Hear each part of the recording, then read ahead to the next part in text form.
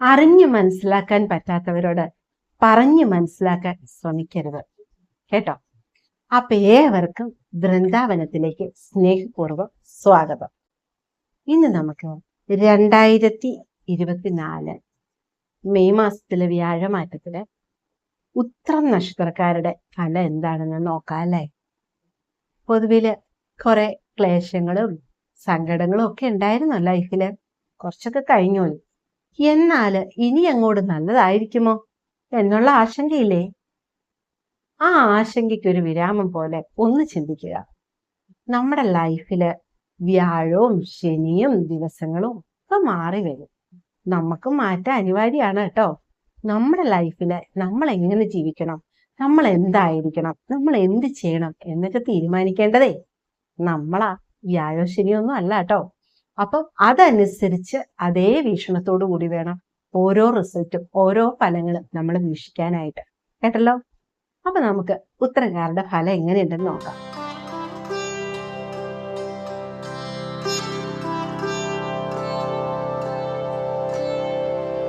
ഉത്രം നക്ഷത്രക്കാർക്ക് പൊതുവിൽ കുറച്ച് മനക്ലേശങ്ങളും കുഞ്ഞു കുഞ്ഞു കുറച്ച് സങ്കടങ്ങളൊക്കെ ഉണ്ടായാലും പൊതുവിൽ വളരെയധികം നല്ല ഫലങ്ങളെ തരുന്ന വർഷമായിരിക്കും.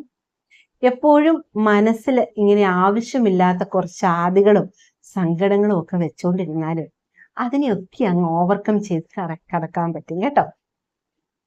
പിന്നെ ആവശ്യമില്ലാത്ത കാര്യത്തിന് സഹോദരങ്ങളുമായിട്ടൊന്നും വലിയ പിടിവാശി വെക്കേണ്ട. കാരണം ജീവിതത്തിലെ കുഞ്ഞു കുഞ്ഞു കാര്യങ്ങൾ മതി വലിയ വലിയ പ്രശ്നങ്ങൾ ഉണ്ടാവാൻ. അപ്പൊ സഹോദരങ്ങളായിട്ടൊക്കെയുള്ള ബന്ധം വഷളാവാതിരിക്കാൻ വേണ്ടിയിട്ട് എന്തെങ്കിലും കാര്യങ്ങളൊക്കെ ഉണ്ടെങ്കിൽ പരസ്പരം തുറന്ന് സംസാരിച്ച് വിട്ടുവീഴ്ചയോട് കൂടി മുന്നോട്ട് പോയാൽ ജീവിതത്തിൽ കുറെ മാറ്റങ്ങൾ ഉണ്ടാവും. കാരണം എപ്പോഴും ചിന്തിക്കുന്നത് പോലെ ആവണമെന്നില്ല ലൈഫിന്റെ വരവ്. അപ്പൊ അതുകൊണ്ട് തന്നെ നമ്മൾ എന്ത് ചെയ്താലും അതിനെല്ലാം കുറച്ച് പഴിയും കുറച്ച് കുറ്റവും ഒക്കെ കേൾക്കേണ്ടതായിട്ട് വരും. അതൊക്കെ കേൾക്കുമ്പോൾ മനസ്സ് ഒരുപാട് വേദനിക്കും അല്ലേ. ഞാൻ ഇത്രയെല്ലാം നല്ലത് ചെയ്തിട്ടും എന്നെക്കുറിച്ച് ഇങ്ങനെയാണല്ലോ പറഞ്ഞത്, അല്ല ഞാൻ ഇതാണല്ലോ ഇപ്പൊ കേട്ടത് എന്നൊക്കെ വിചാരിക്കില്ലേ. അപ്പൊ അങ്ങനെയൊക്കെ വിചാരിക്കുമ്പോ നമ്മൾ മൈൻഡിലേക്ക് ഓർക്കേണ്ട ഒരു കാര്യം എന്താണെന്നറിയോ? നന്മ ചെയ്യുന്ന ആരും കുറ്റം കേൾക്കാനിരിക്കപ്പെട്ടവരാ.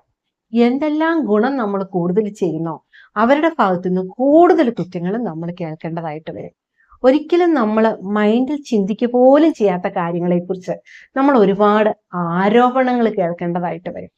അത് കേൾക്കുന്ന സമയത്തായിരിക്കാം ഒരുപക്ഷെ ഇങ്ങനെയൊക്കെ പറയാമോ എന്ന് പോലും നമ്മൾ ചിന്തിക്കുന്നത്.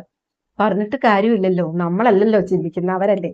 അപ്പൊ അവരെ പിടിച്ചു നിർത്തി നീ ഇനി ഇങ്ങനെ ചിന്തിക്കരുത് എന്ന് നമുക്ക് പറയാൻ പറ്റില്ലല്ലോ. അപ്പൊ അവരെന്തെങ്കിലുമൊക്കെ ചിന്തിച്ചു കൂട്ടട്ടെ. നമ്മുടെ ഭാഗം എപ്പോഴും സത്യത്തിന്റെ വഴിയായിരിക്കണം.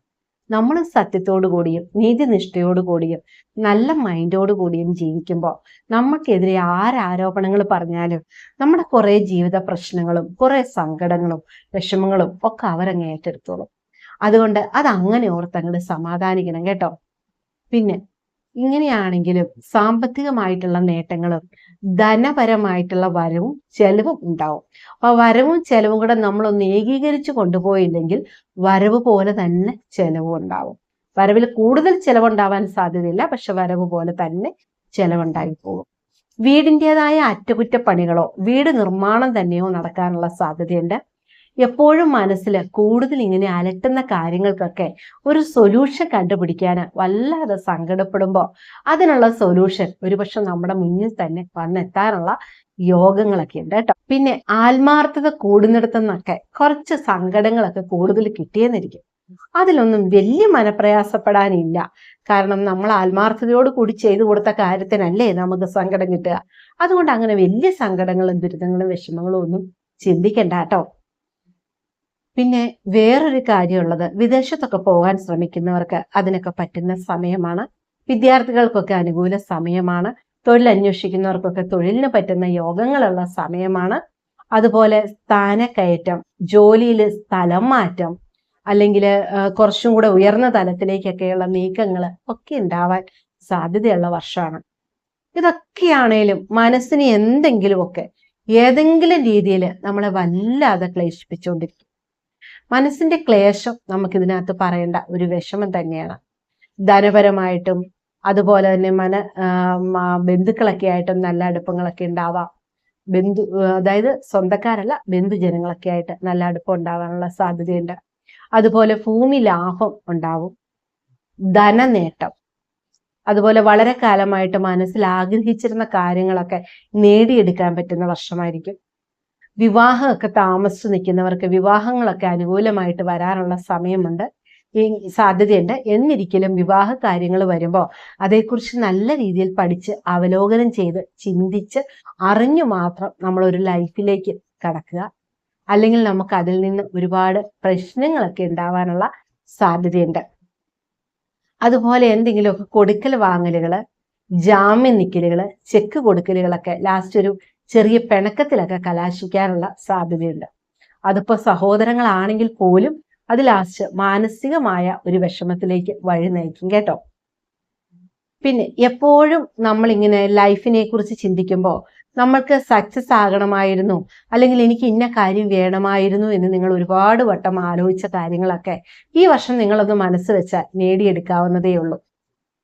അതുപോലെ സന്താനങ്ങൾക്കൊക്കെ ചെറിയ ചെറിയ കുസൃതികളും അല്ലെങ്കിൽ അവരിൽ നിന്നൊക്കെ ചെറിയ മനക്ലേശങ്ങളൊക്കെ ഉണ്ടാവും. അവരുടെ ഇഷ്ടങ്ങൾക്കൊക്കെ നമ്മളൊരു അനുകൂലമായ അവസ്ഥയിൽ നിന്ന് കൊടുത്തെന്നാൽ, അല്ലെങ്കിൽ നമ്മൾ കുറച്ചും കൂടി നല്ല രീതിയിൽ അവരോട് ഇടപെട്ടെന്നാൽ അവരും നമുക്ക് നല്ല അനുകൂലമായി വരും. സുഹൃത്ത് വലയമൊക്കെ വിപുലീകരിക്കാനുള്ള സാധ്യതയുണ്ട്.